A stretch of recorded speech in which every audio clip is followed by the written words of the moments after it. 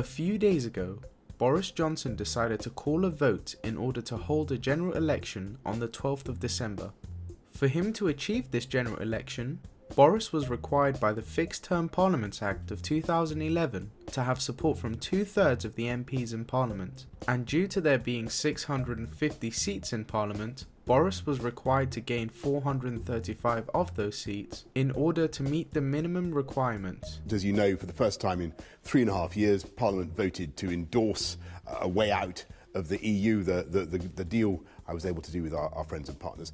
But unfortunately, they also voted to delay the final approval of that deal that they've endorsed. The way to get this done, the way to get Brexit done, is, I think, to be reasonable with Parliament and say if they genuinely want more time to study this excellent deal, they can have it, but they have to agree to a general election on December the 12th. And the reason for having that deadline is because otherwise I don't think the people of this country are going to believe that Parliament is really going to do it by that deadline.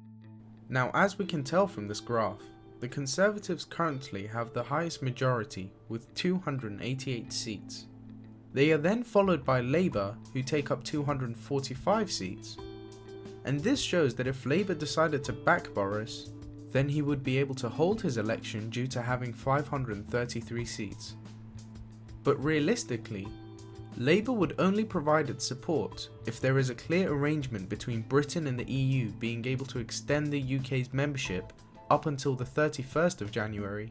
This would provide Labour with the assurance that there can no longer be a no-deal Brexit up until a point whereby an election has been passed. Take no deal off the table and we absolutely support an election. I've been calling for an election ever since the last one because this country needs one in order to deal with all the social injustice issues. But no deal must be taken off the table. It is essential to also consider that even if Corbyn did decide to support Boris, it wouldn't necessarily provide either party with a guarantee. This is because many Labour MPs might just decide to go against Corbyn and defy their party whips by deciding not to support Boris under the impression that they may lose their seat once an early election takes place. So, the question we should now consider is where the other parties stand on this topic and why. Firstly, the Scottish National Party, referred to as the SNP, have explained that they are willing to support the Prime Minister, but only if he is willing to make the general election deadline occur sooner rather than later. Unlike the SNP, the Democratic Unionist Party, referred to as the DUP, appear to be against the Prime Minister's bid for an early election. According to the DUP, this is not because they are afraid of a general election, but because they would rather not play a role in helping achieve a Brexit that they stand against. Meanwhile, the Liberal Democrats appear to accept multiple outcomes.